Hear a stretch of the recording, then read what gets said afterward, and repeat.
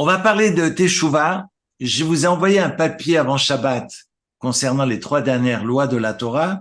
Si on a un moment, j'y reviendrai, mais j'avais pas envie de bis repetitas, de faire une répétition autour de ces 3 dernières lois de la Torah qui, comme mon père les nommait, la trilogie, 3 lois autour de l'humilité, autour du rassemblement, de l'unité, et puis autour de la transmission, qui seraient donc ces 3 dimensions, 3 valeurs essentielles qui permettent au peuple de demeurer pérenne, pour autant qu'il transmette honnêtement et sincèrement, pour autant qu'il soit humble et qu'il soit dans l'imitation de Dieu. C'est le texte que j'ai rédigé et que je vous ai soumis vendredi. Et puis l'idée de s'unir. Alors, l'unité, le rassemblement dans la 612e mitzvah vise évidemment la transmission des textes du Deutéronome par le roi d'Israël dans le temple. Il s'agit de l'époque du temple durant ces 3 fêtes de pèlerinage, et on se rassemblait l'année qui suivait l'année de Jacher, et tout le peuple se réunissait dans l'enceinte du peuple, dans l'Ezrat Nashim, et le roi procédait à la lecture du Deutéronome. En tous les cas, en partie pour que nous inviter à transmettre. Donc en fait, on va susciter, on va se rassembler pour viser la transmission, mais j'ai envie de dire que toutes les lois visent la transmission. Parce que s'il y a une loi essentielle dans toute la Torah, c'est bien la dernière, c'est bien cette transmission. On m'a encore arrêté aujourd'hui, mais moi je ne suis pas pratiquant. Donc, moi, toute cette religiosité, je dis, mais bon, en fait, j'ai envie de répondre, comme j'ai répondu tout à l'heure, mais que nous soyons pratiquants ou pas pratiquants, je pense qu'il est fondamental de transmettre, parce que avant nous, il y a eu des hommes et des femmes qui, au péril de leur vie, ont pratiqué le judaïsme et l'ont transmis, pas seulement transmis, mais pratiqué le judaïsme, faire Shabbat et manger kasher au péril de leur vie. Je parle pas seulement de la période de la Shoah, mais donc il est important que cette transmission, quel que soit, j'allais dire, son degré de pratique religieuse, de transmettre, et c'est cet ancrage-là qui façonne notre identité et qui a permis à 3500 ans d'histoire de se dérouler et de pouvoir continuer. Donc il y a vraiment cette notion, alors écrire un Sefer Torah, c'est l'écrire pour transmettre. Et évidemment qu'aujourd'hui, pas tout le monde a les moyens d'écrire ou de faire écrire, mais on peut s'acheter des livres, les mettre dans sa bibliothèque, pas seulement pour cacher des bouteilles de whisky, mais également pour les ouvrir et les étudier, parce que finalement, ce qu'il faut viser, c'est cette transmission, qui pour moi est fondamentale. Et donc, la 611e, 612e et 613e loi, je voulais pas radoter ce soir, mais vous rappelez que ce papier que je vous ai proposé vendredi, pour moi, est essentiel, parce que ce sont ces piliers, cette trilogie qui nous permet aujourd'hui d'être là et de continuer. Ce que j'aimerais en cette veille de Rosh Hashanah, parce que nous avions vécu le dernier Shabbat de l'année 5783, parce que vendredi soir, nous entrons en 5784. Donc, vous voyez, on a encore quelques jours pour prendre des résolutions pour la nouvelle année 5783. Non, je rigole parce que c'est vrai que dans l'année civile, très souvent, on se dit, bon, alors, quelles sont mes résolutions pour aujourd'hui, pour l'année? Enfin, je dis aujourd'hui, effectivement, je vais un peu vite parce que généralement, les résolutions, elles tiennent 1 heure. Puis le lendemain, c'est fini. Donc, quand on est dans les Aseret Yom Teshuvah, dans les 10 jours de pénitence, ce ne sont pas seulement ces 10 jours où nous sommes invités à la pénitence, à nous repentir, mais également depuis le premier Elul. On a 40 jours. C'est une chance extraordinaire de faire Teshuvah et finalement de se remettre en question et de prendre sur soi une résolution.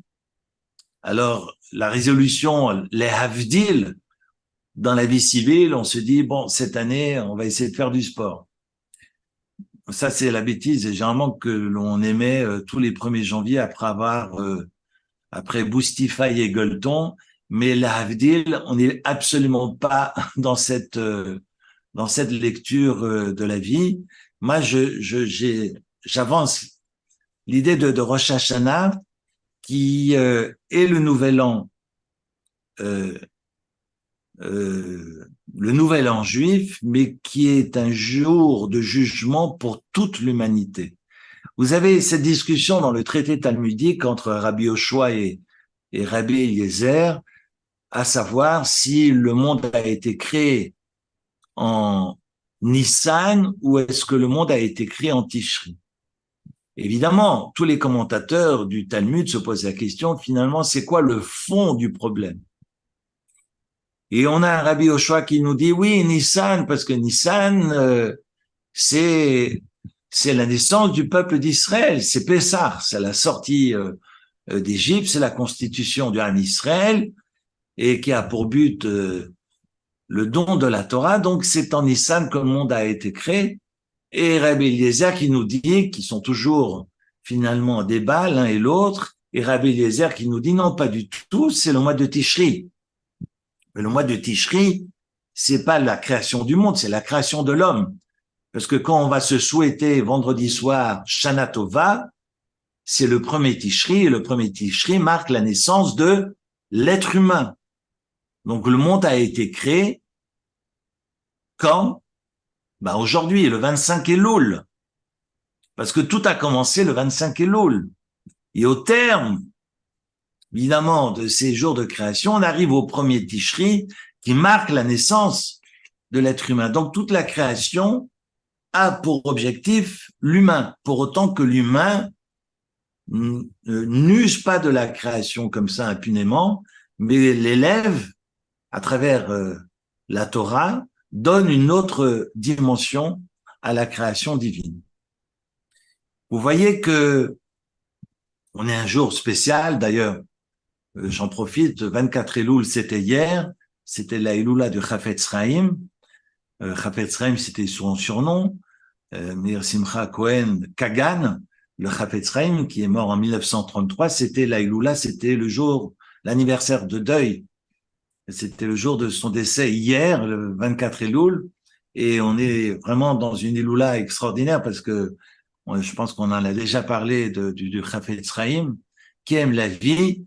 Il a écrit plus de 24 livres ou 26 livres, et tous surtout axés sur la question du Lashon Hara, et que c'est le Lashon Hara qui détruit le monde, c'est la médisance et la diffamation qui détruit le monde. Il faut que l'on cesse de parler des autres. Vous me direz, alors de quoi on va parler? Eh ben, de soi, et puis on va étudier la Torah. Voilà une bonne raison de se parler. Alors c'est ce qu'on fait ce soir. Et le 25 Elul marque la naissance du monde et vise donc la création de l'homme, le premier Tishri. Autrement dit, le Rosh Hashanah, c'est pas seulement la naissance, entre guillemets, de la personne de confession juive. En fait, il s'agit de l'homme, avec un H majuscule, donc de l'être humain. Alors, on se pose la question,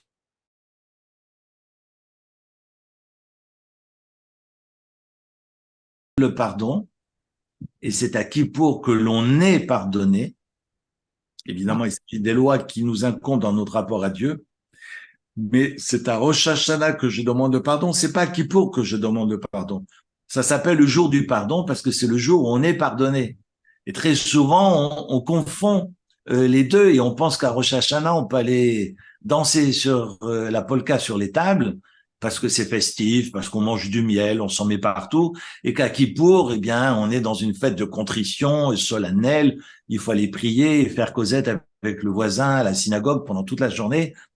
C'est absolument faux, parce que s'il y a une fête qui est solennelle et qui est grave, c'est bien Rosh Hashanah. Et c'est à Rosh Hashanah, même si l'on mange, parce qu'on élève évidemment la fête par la nourriture, et j'ai envie de dire même qu'on va dérouter le Satan par cette dimension festive. Parce que c'est ce jour-là qu'on passe en jugement. C'est à Rosh Hashanah, à Yom Harat Olam. Et ce jour-là, jour de la création de l'homme, eh bien, je passe, Kivnei Maron, toute l'humanité passe devant le juge suprême, et nous avons toute cette période qu'on appelle les 10 jours de pénitence pour pouvoir entrer dans Kippour et, si Dieu veut, être pardonné. Donc le jour du pardon, c'est le jour où l'on est pardonné, c'est pas le jour où on demande le pardon. Parce que demander le pardon à Kippour, c'est trop tard. Et puis demander pardon d'avoir volé, ça sert à rien. Parce que toutes les lois qui m'incombent dans mon rapport à autrui, ben c'est auprès d'autrui, c'est après auprès de l'autre que je dois demander le pardon. Si j'ai vexé quelqu'un, c'est à la personne que je dois demander pardon. Pas dire je m'excuse, mais inviter à la personne de bien vouloir m'excuser. Ça, c'est le défaut de l'anglais. I am sorry. Je suis désolé. J'entends je suis désolé du matin au soir. Je trouve d'ailleurs la traduction insupportable, mais bon, c'est pas l'objet ce soir. Mais on dit pas je m'excuse, on prie la personne de bien vouloir excuser. Et la teshuva interviendra. D'ailleurs, on n'a aucune obligation, c'est pas une mitzvah de faire teshuva. C'est pas écrit dans la Torah qu'il faut faire teshuva. Et Maïmonide écrira que la teshuva n'est pas la mitzvah. Par contre, si je décide de faire la teshuva, alors j'ai une obligation de vidouille, c'est-à-dire de se confesser. On a la teshuva qui va donc intervenir autour de 3 obligations. Je vais devoir reconnaître mes fautes, regretter mes fautes et ne plus recommencer. Le Rambam est très clair là-dessus. Pour que je puisse être pardonné, je dois reconnaître ma faute. Oui, oui, bon, d'accord, j'ai fait quelques, mais entre reconnaître et dire, ouais, bon, c'est bon, oui, c'est moi qui ai fait. Mais entre dire j'ai fait et regretter et bien vouloir s'excuser, demander le pardon, c'est 2 choses totalement différentes. Et pour qu'il y ait teshuva, je dois, 1, reconnaître, 2, regretter, et ensuite ne plus recommencer. Imaginez, je vole à l'étalage. Alors ça sert à rien que je dise, mais je ne volerai plus. Non, non. Ne plus recommencer, c'est-à-dire de se retrouver devant les étals et être capable de garder les mains dans les poches. Ça s'appelle ne plus recommencer. Le Rambam est très clair. Il faut reprendre les lois de la Teshuvah. Hein, c'est le début de ces lois-là dans le premier chapitre de Maïmonide. Et donc, la Teshuvah est un exercice qui n'est pas simple et qui est souvent très, très mal traduit. On parle de la racine, la chouve. Teshuvah, la chouve. La chouve, ça veut dire revenir. Mais revenir à quoi?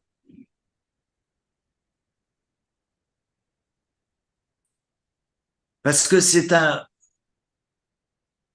processus, évidemment, a posteriori de l'âme.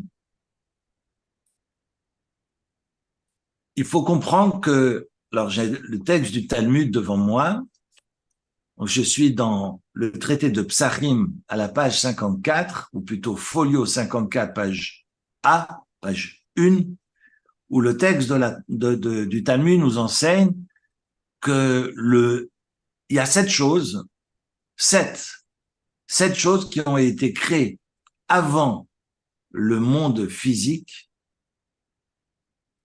Et moi, je t'ai enlevé mes lunettes, je suis désolé.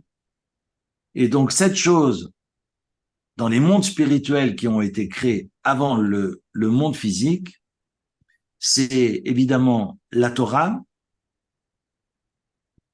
Le Midrash dira que Dieu va puiser dans la Torah pour créer le monde. Ensuite, la Teshuvah, le repentir. Ensuite, le Gan Eden, le paradis. Ensuite, l'enfer, le Gehenam. Ensuite, le Kisei HaKavod, le trône céleste, de la gloire céleste. Puis, le Beth Amikdash, le Saint-Temple. Et Shmo Shel Mashiach, le nom du Messie. Voilà 7 choses qui ont été créées, nous enseignent nos sages dans le traité talmudique de Psachim, page ou plutôt feuille 54. C'est intéressant. Parce que si la Teshuvah a été créée avant le monde, avant toute présence humaine, donc si ça a été créé avant toute présence humaine, il n'y avait pas de faute. Donc il n'y avait pas de nécessité de Teshuvah. Donc quand je fais un retour, je fais un retour à quoi? Donc c'est pas facile de dire Teshuvah, c'est revenir. Mais revenir à quoi? Vu que la Teshuvah a été créée à un moment où la faute est inexistante. Donc évidemment, il y a plusieurs dimensions de la Teshuvah. Il y a aussi il y a une dimension collective, une dimension individuelle. Et puis, ce que j'aimerais faire avec vous, surtout aujourd'hui, c'est de partager avec vous le texte que nous avons étudié ce Shabbat dans le chapitre 30, Nitzavim, du Deutéronome.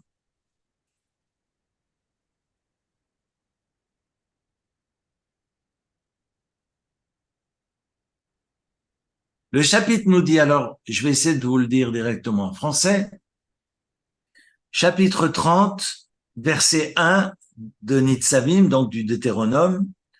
Nous avons lu 2 parashiot, Nitzavim Vayeler. On m'a d'ailleurs demandé aujourd'hui, on m'avait demandé la semaine dernière, est-ce que je peux monter pour la paracha de Vayeler? J'ai attendu cette personne ce Shabbat, et puis à qui j'ai parlé aujourd'hui, qui m'a dit, ah bon, mais c'est passé, mais l'année dernière, c'était séparé. Mais oui, mais ce Shabbat, c'était ensemble. Alors, la personne était désolée et il me dit, bon, alors, il va falloir que j'attende 1 an pour monter pour Vayeler, qui voulait monter à la Torah pour la paracha de Vayeler. Et l'année dernière, c'était entre Rosh Hashanah et Kippour. Cette année, la paracha entre Rosh Hashanah et Kippour sera la paracha de Haazinu. Mais c'est vrai que nous avons lu Nitzavim Vayeler, et généralement, quand 2 parachiotes sont ensemble, l'Haftara sera celle de la deuxième. Cette semaine, nous avons lu l'Haftara de Nitzavim, parce que l'Haftara de Vayeler s'appelle Shuvah, qui donne le nom du Shabbat Shuvah qui sera le samedi entre Rosh Hashanah et Kippour. Donc, on ne pouvait pas lire cette Haftara et nous la lirons la semaine en 15 jours. Pas ce Shabbat, mais Shabbat d'après. Alors, voilà que nous avons lu Nitzavim et Vayeler ensemble. Et ce que je vous invite à ouvrir, c'est effectivement ce chapitre 30 de Nitzavim, du Deutéronome, où il est marqué Vaya ki yavu alecha kol advarim haele, lorsqu'arriveront toutes ces paroles, toutes ces choses à toi, habracha va'aklala, la bénédiction et la malédiction que Asher natati lefanecha, que j'ai placé devant toi.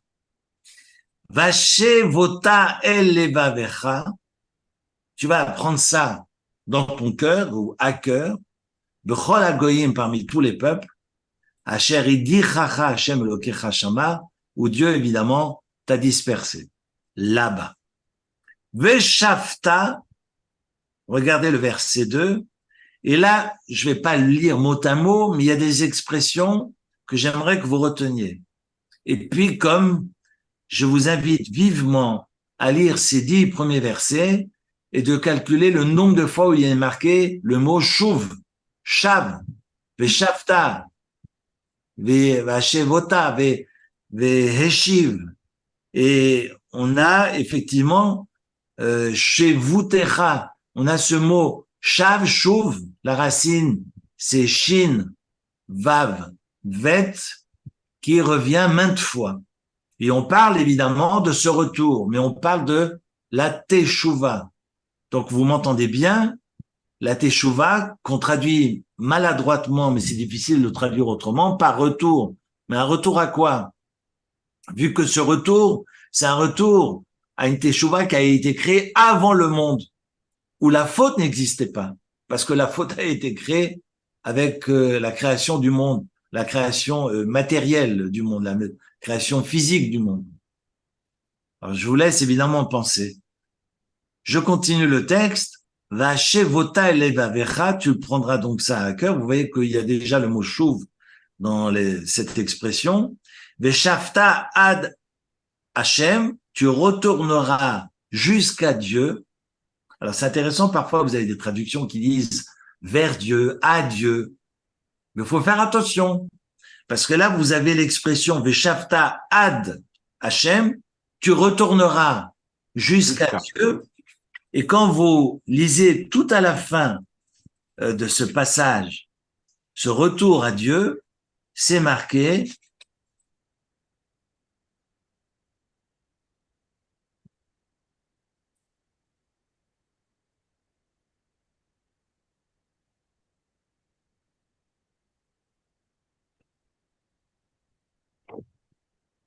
j'ai du mal à lire avec mes lunettes, mais on va essayer de rester sage.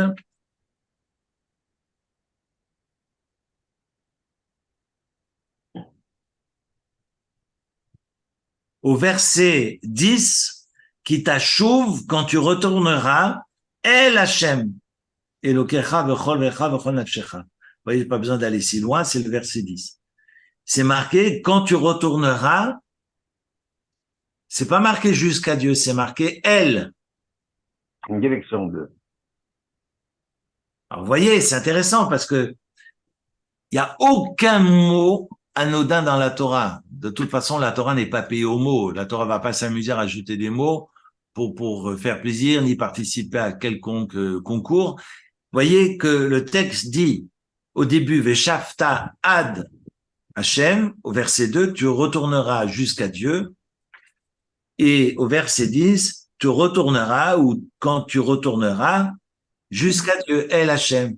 Mais une fois, c'est marqué ad qui veut dire jusqu'à, et la fois suivante, c'est marqué El après 10 versets, donc après 10 efforts, enfin, 10 versets qui présentent tous les efforts de ce retour, et on va essayer, tant bien que mal, de comprendre ces versets en question.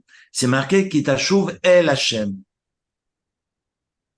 Alors, j'ai lu un passage de Rav Kook. C'est intéressant cette différence. Le onkelos traduit. Onkelos, c'est cette traduction araméenne qui était le neveu de Titus, comme bon nombre d'assassins ont vu leurs enfants ou leurs petits-enfants se convertir au judaïsme. Et onkelos a été un des grands maîtres d'Israël. Et onkelos traduit El Hachem Kadam, devant Dieu. Je ne vais pas jusqu'à Dieu, et comme une forme de crainte, c'est comme ça que le Rav Kook va distinguer le Ad Hashem qui présente une forme de crainte et El Hashem qui est un retour vers Dieu par amour. Parce que l'onkelos traduira Kadam, Kodem, Kedem. Kedem veut dire devant. Kedem veut dire aussi l'est. Parce que quand on est devant, on est forcément orienté. Orientation, on est forcément orienté vers l'est. Enfin bref, on est devant. Et onkelos, le traduit en araméen, évidemment, kadam, en araméen comme en hébreu, signifie devant. Je suis devant Dieu. Et vous voyez déjà qu'il y a une différence entre la chouve ad Hashem et la chouve el Hashem.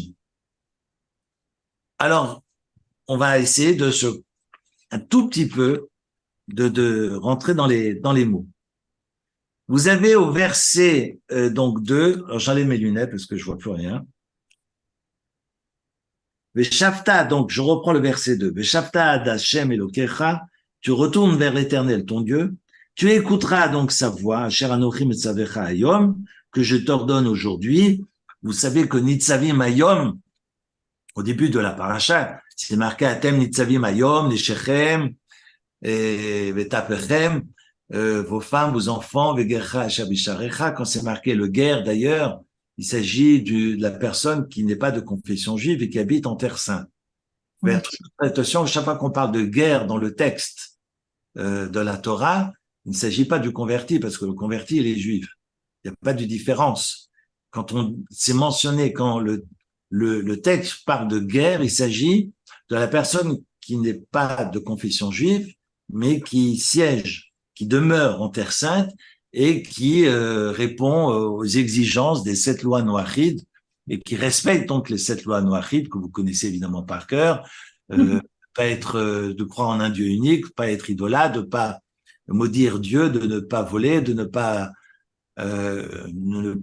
assassiner, de ne pas faire de niouf, de ne pas commettre d'adultère, et puis d'établir des tribunaux, absolument. Donc, ce sont cette loi noachide qui permettent aux guerres d'être désignées comme guerre toshav. D'ailleurs, on est tous, d'une manière ou d'une autre, l'étranger du voisin. On est déjà étranger par rapport à son épouse parce qu'on est différents, forcément, l'un de l'autre. Donc, la question de l'altérité, je ne vais pas faire du Lévinas ce soir, mais voilà. Comme le texte nous dit au début de la paracha de Nitzavim, je pense quand même intéressant de rappeler qu'Atem Nitzavim Ayom Kulchem, nos sages nous enseignent que lorsque Moïse dit aujourd'hui vous êtes debout, tout le monde devant Dieu, eh bien c'est le jour de Rosh Hashanah. Parce que c'est marqué Hayom. Et chaque fois que c'est marqué Hayom dans la Torah, c'est le jour de Rosh Hashanah. D'où on le sait, relisez le premier chapitre de Job, où c'est marqué qu'aujourd'hui c'est Rosh Hashanah et que Dieu réunit tout le monde et vient s'asseoir parmi ce tout le monde, le Satan qui aimerait se faire la peau de Job. Enfin bon, je passe les détails. Relisez le début de Job. Hayom signifie, bon le Midrash également précise que Hayom signifie désigne le jour de Rosh Hashanah. Atem Nitzavim Hayom, et c'est toujours cette paracha qui sera lue avec Vayeler ou pas, mais qui sera toujours lue veille de Rosh Hashanah. D'ailleurs, on le sait, le tour va le souligner fortement. Je ne vais pas maintenant entrer dans les détails de ces grands législateurs de l'histoire juive. Et donc, aujourd'hui, c'est Rosh Hashanah. Et voilà que, veille de Rosh Hashanah, Moshe nous invite à faire Teshuvah. J'en viens au texte. Tu retournes jusqu'à Dieu et tu écoutes sa parole. Veshav Hashem Elokecha et Teshuvatecha Verichamecha Veshav Kibetzecha Mikol Ha'amim Asher Ifitzecha Hashem Elokecha Shama. Le verset 3 est un verset qui a fait couler beaucoup d'encre. Veshav Hashem Elokecha et Shevutecha. Généralement, le verset 3 est traduit dans toutes les traductions de France et de Navarre, et Dieu fera revenir tes captifs. Il aura pitié donc de toi, te rassemblera à nouveau d'entre tous les peuples, Mikol Ha'amim, où il t'a dispersé. Donc l'idée de quitter, de fuir ces exils, les affres de l'exil, je pense pas forcément à la Shoah, mais de s'extirper de ces malédictions de l'exil. Bon, l'exil a aussi une connotation péjorative ici, pour aller vers Israël. Et c'est intéressant, ce Veshav n'est pas le factitif. C'est-à-dire que Veshav signifie et il revient. Il est revenu, ou il reviendra, mais pas il fait revenir, ou il fera revenir. Je vous lis Rashi, évidemment. Veshav Hashem Elokecha. Rashi nous dit, Hayalo lichtov ve'eshiv. Vous savez que dans la conjugaison, nous avons des constructions. Que si par exemple je dis le mot faire, je peux avoir des déclinaisons. Je parle pas de la conjugaison, mais à la base, ça n'existe pas en français. En français, on parle des verbes réguliers ou irréguliers, ça n'a absolument rien à voir. Mais vous avez ce qu'on appelle des formes de construction. On a ce qu'on appelle le calme, nifal, piel, poil, ifil, ofal, itpail. Bon, enfin, il y a le faire, il y a le se faire. Ensuite, il y a le faire fortement. Ensuite, il y a le faire fortement. Il y a le faire passif et le faire actif. Et puis, il y a la forme pronominale. Par exemple, quand je dis je me lave, c'est le pronominal. En hébreu, on dira hitpael. C'est ce qu'on appelle le se faire. Pour dire je reviens, on dit veshav. Donc si chouv, la racine trilitaire, en fait, elle est de 2 lettres, mais je rajoute le vav au milieu, c'est donc le shin, le vav et le vet. Pour dire faire revenir, je suis obligé d'utiliser le hifil. Par exemple, je mange ani ochel. Je fais manger ani ma'achil ou he'echil. Vous entendez le hifil, c'est le nom de cette construction pour toute cette conjugaison qu'on appelle le faire actif. On s'entend. Donc si je fais manger, on dit he'echil et pas achol. D'accord? Si je parle de revenir, je dis chouv, shav pour sa conjugaison au présent. Donc si je fais revenir, on dit pas shav, on dit heshiv. Et donc je conjugue ani meshiv. Je ramène.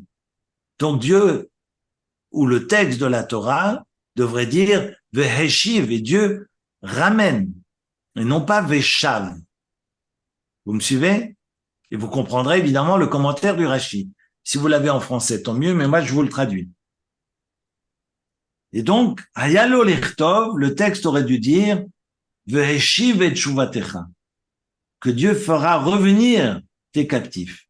Et donc de là, nos maîtres Abotenu lamdou, mikan keviachol shashchina shroya mi-Israël betsarat gelutam, de là, nos maîtres déduisent que la présence divine réside avec les enfants d'Israël dans leur souffrance en exil. Et quand ils sont délivrés, Geoula le'atzmo, eh bien, il y a une délivrance pour la Shrina elle-même, Shiu Yashuv Imahem, qui revient avec eux. Vod Yeshlomar, etc., que sera grand ce jour de retour en Israël, où Dieu viendra, Tsarich Liot Ochez Biadav Mamash, où Dieu vient prendre main à main, vient prendre, comment dire, de ses propres mains, Ish Mimkomo, chacune de sa place pour le ramener en Israël. Et vous voyez que ce retour en Israël, parce que faut dire là les choses, cette installation, ce retour en 48, cette création de l'État d'Israël, c'est le début de la Géoula. Pour moi, c'est une évidence. Et que ce sont des retours avec parcimonie. C'est pas des masses qui partent en Israël. Et on voit bien que, comme dit Rashi, Ochez Beyado, que Dieu tient entre guillemets, si j'ose dire, de sa main et qui ramène chaque personne de là où il se trouve pour le conduire vers Israël. Soit. Ça, c'est la lecture de Rashi. J'ai lu Lazar Vogue, je ne sais pas si vous connaissez Lazar Vogue, et Lazar Vogue, c'était un grand rabbin français qui dirigeait le séminaire rabbinique qui n'était pas à Paris à l'époque, je vous parle du 19e siècle, hein, mais qui était à Metz, ville impériale.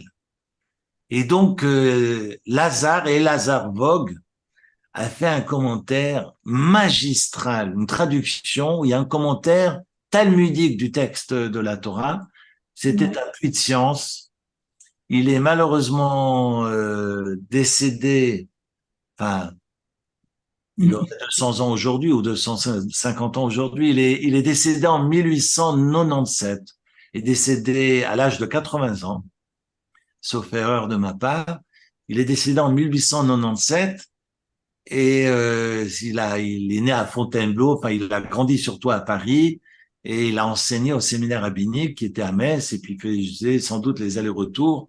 Alors je ne sais pas si ça se faisait en carriole, en tous les cas, je sais pas, à l'époque le train permettait ou pas, c'est d'exister, en tous les cas s'il fallait mettre du charbon pour que ça avance, mais bon, je me passe des détails ce soir. Mais pour vous dire, Lazar Vogue, que j'aime beaucoup, alors je le sors très peu, mais j'avais très envie de voir sa réaction par rapport à cette lecture que bon nombre de commentateurs offrent autour de ce Veshav. Je vous lis, c'est du français du 19e, mais je vous lis le passage et je voulais pas vous le transmettre, mais je vous lis in extenso, je vous lis le texte dans, dans ses mots à lui. Dieu reviendra avec tes captifs et suppose, d'après une touchante fiction empruntée au Midrash et au Talmud, que Dieu nous accompagne dans notre exil, est censé s'expatrier avec nous et revenir de même. Quand Lazare Vogt dit d'après une touchante fiction, évidemment, il est très critique à l'idée, et puis vous retrouvez ça dans différents commentaires, comme celui de Manitou, de Rav Ashkenazi, que Veshav signifie pas que Dieu nous a suivis en exil, mais que la Shrina est également en exil de Shrina. Et quand la Shrina est en exil de Shrina, ça ne signifie pas automatiquement que là où je me trouve à Genève, la Shrina est avec moi. En revanche, quand il y a réparation, il y a retour de la Shrina. Mais c'est-à-dire que là où je me trouve, alors faut mettre avec des pincettes, parce que quand on nous traite, je dis ça avec des pincettes, le peuple déicide, quand j'ai lu ces commentaires, évidemment, un an j'ai passé, ça m'a traversé l'esprit. Rien n'est anodin. Alors c'est une affreuse interprétation de ce passage-là. Il faut comprendre que veut dire Veshav Hashem. Et je reviens, je réexplique, pour moi il est fondamental. La Shrina est en exil de Shrina. J'ai écarté cette Shrina de par mon comportement et je suis en exil. Et Dieu me dit que si je fais Teshuvah, cette Shrina va revenir avec moi. Est-ce à dire que cette Shrina se trouve avec moi en exil ou pas? Ça, c'est l'option de Rashi, c'est sa lecture. Il y a différentes explications, mais pour moi, il était fondamental que je partage cette lecture de Vogue que je trouve délicieuse. Je reviens au texte. Veshav Hashem Elokecha et Shuvatecha, et donc Dieu revient ou fera revenir tes captifs et te rassemblera à nouveau d'entre tous les peuples. Le verset 4. Si imiye nidachacha biksa shamaim, que si tes dispersés étaient au bout des cieux, eh bien, l'Éternel irait te chercher et te rassemble. Au Misham, et de là, yikachecha, et te prendra. Veviacha Hashem lokecha el haaretz asher yershu avotecha, et donc Dieu t'amène vers le pays dont avait pris possession avotecha, tes ancêtres, tes pères. Virishta en prendra possession, Veitivecha te fera du bien, Virbecha te rendra nombreux, comme Meavotecha, plus nombreux que tes ancêtres. Et là, on en vient au verset 6. Je pense on va aller jusqu'au verset 10, rassurez-vous, mais évidemment, on ne sort pas des profondeurs du péché comme ça en un claquement de doigts. Je n'atteins pas les sommets de la spiritualité parce que je le décide. C'est un processus. C'est pour ça qu'on a 10 jours de pénitence, c'est pour ça qu'on a 40 jours depuis le premier Elul, et c'est pour ça qu'on sonne du chauffard tous les jours. Mais la Teshuvah, c'est un processus. Je n'arrive pas au sommet de cette pureté spirituelle d'un claquement de doigts. Et le verset 2 nous parle d'abord de cette volonté, à partir du verset 1, de cette volonté de sortir de l'obscurité.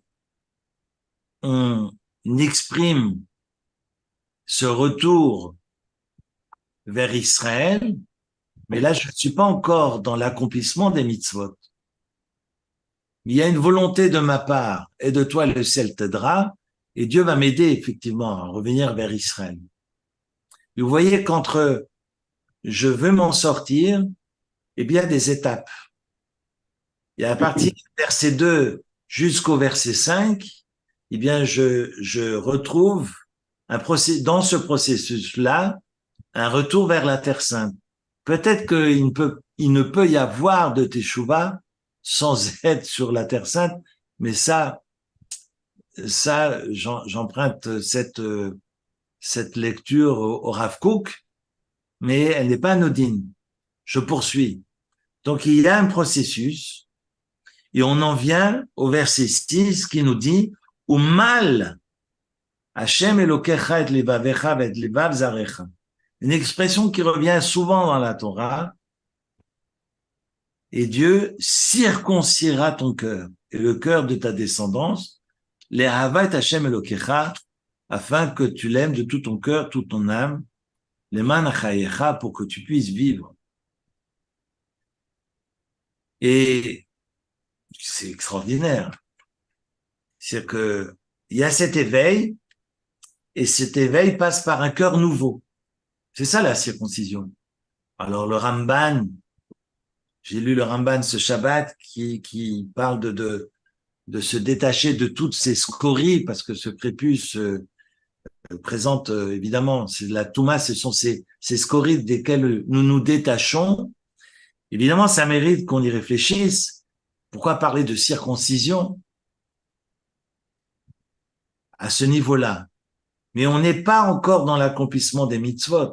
Mais il y a une volonté, en tous les cas, profonde de revenir vers l'essentiel. C'est pas revenir vers Dieu, c'est revenir vers quoi, vers qui?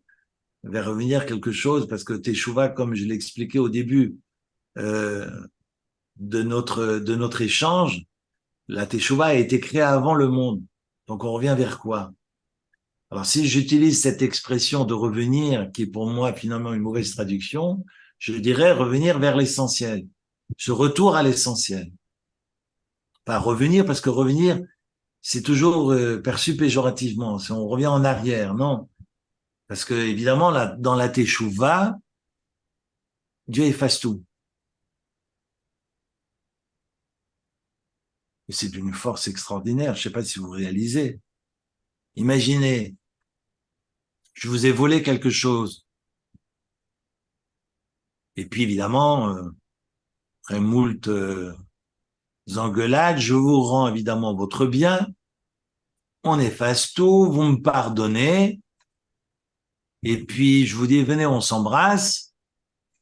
Vous avez derrière, hein, derrière la tête, bon, ça pèse pas trop, donc la tête, elle tombe pas en arrière, comme la blague.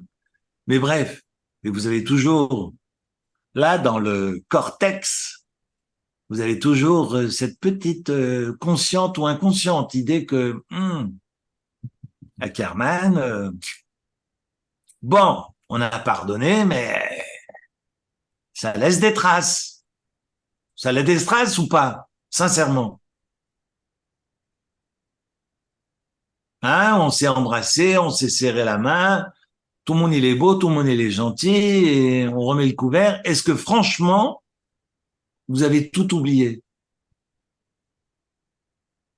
Sincèrement, est-ce qu'en être humain, on est capable de tout oublier? C'est impossible. Je vous le dis, c'est impossible. Et celui qui me dit, il m'a fait des grâces, je lui ai pardonné, c'est derrière moi, c'est impossible. Il y a des gens qui pardonnent, hein, qui oublient. Ils ont Alzheimer. Pardonner ne veut pas dire oublier. Non, non, Alzheimer. Hein. Ah, l'Alzheimer, c'est une pathologie. Mais quand on est en toute capacité, quand on est dans le discernement, c'est pas possible. Ce n'est pas possible. Et le bon Dieu vous dit, vous faites teshuva, la page, elle est blanche. La page, elle est blanche. Comme si vous n'aviez rien fait. Mais c'est colossal. Génial. Je sais pas si, mais enfin, moi, je ne peux pas l'entendre parce que je le dis parce que c'est écrit, mais je ne suis incapable de mesurer ce que cela veut dire. Donc, ça veut dire qu'on a la possibilité de tout recommencer à zéro. Alors, on est dans les étapes, je reviens à mes moutons. On va revenir vers Dieu. D'abord, c'est un retour embryonnaire du fait essentiellement de sortir des malédictions de la diaspora, de l'exil, sous toutes ses formes, physiques, morales, mentales. Ensuite, un processus, quand j'arrive en Terre Sainte, un processus de circoncision du cœur, comme si j'avais un cœur nouveau.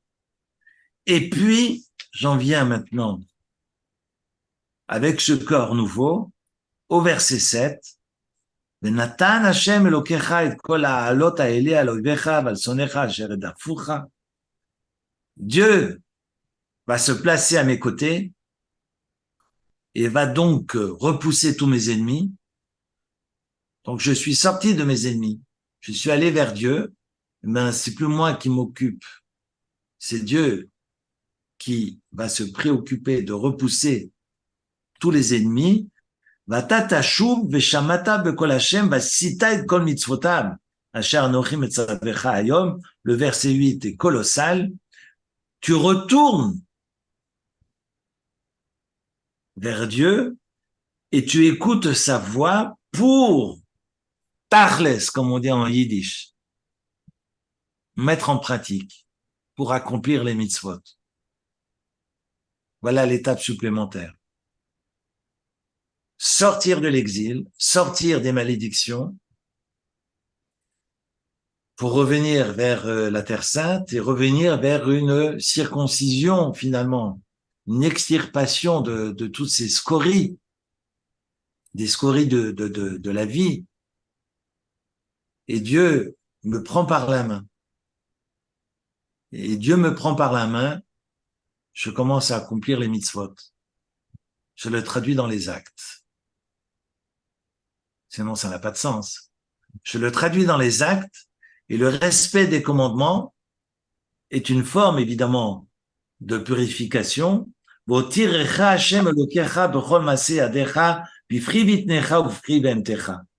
Dieu me comble de toute l'œuvre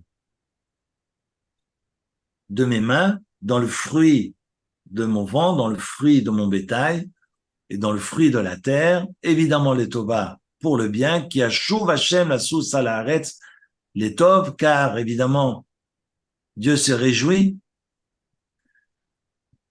et m'apporte le bien, kasher sas alavodecha, comme il s'est réjoui de mes pères, ki tishma bekol Hashem elokecha lishmor mitzvotach vechokotav vaktuva besefer haTorah hazeh. Et donc, quand tu écouteras la voix de l'Éternel, ton Dieu, pour garder ses commandements et ses décrets qui sont inscrits dans le Sefer Torah, Hazé, Torah, on dirait Torah Hazot, mais Hazé s'attribue à Sefer. Vous connaissez la blague, hein? Donc, ça me traverse l'esprit. Si je la dis pas, elle va rester dans ma tête. Donc, il vaut mieux que je m'en débarrasse. Mais c'était une petite communauté près de Strasbourg et qui devait recevoir un grand rabbin. Et puis, elle était un peu empruntée, cette petite communauté, parce que dans son arche sainte, il y avait juste un petit rouleau rikiki qui était même pas cachère. Donc, en fait, et le président de cette petite communauté va écrire à la grande communauté de Strasbourg. Mais enfin, on m'avait raconté cette histoire quand j'étais gamin. Cher Monsieur le Président, auriez-vous la gentillesse de bien vouloir nous prêter, évidemment c'est un prêt, nous prêter 2 Sfarot Torot. Sfarot Torot? Non, ça marche pas. Alors il barre, il jette le papier, il recommence. Auriez-vous la gentillesse de bien vouloir nous prêter 2 Sfarim Torim? Sfarim Torim? Et il jette. Alors 2 Sfarim Torot. deux Sfarot Torim. Alors, il a recommencé.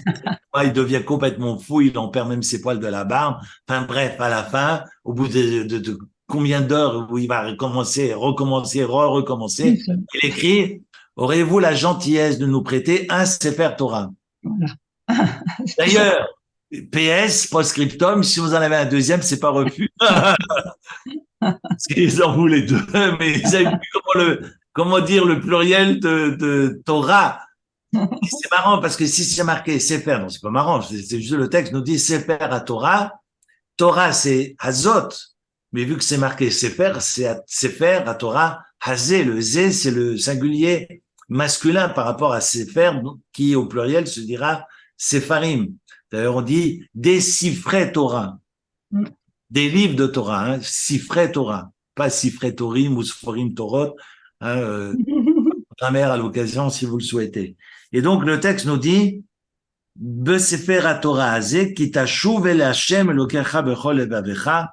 Et donc pour garder ses commandements et ses décrets inscrits dans ce livre de la Torah, et on en vient effectivement à la loi de Hakel et de écrire, qui est la 613e loi de la Torah, d'écrire Hashira Azot, ce cantique, ce shir, finalement, Hashira, c'est la Torah dont on parle, d'écrire un Sefer Torah, ou de faire écrire, ou d'acheter des livres de Torah pour les mettre dans sa bibliothèque.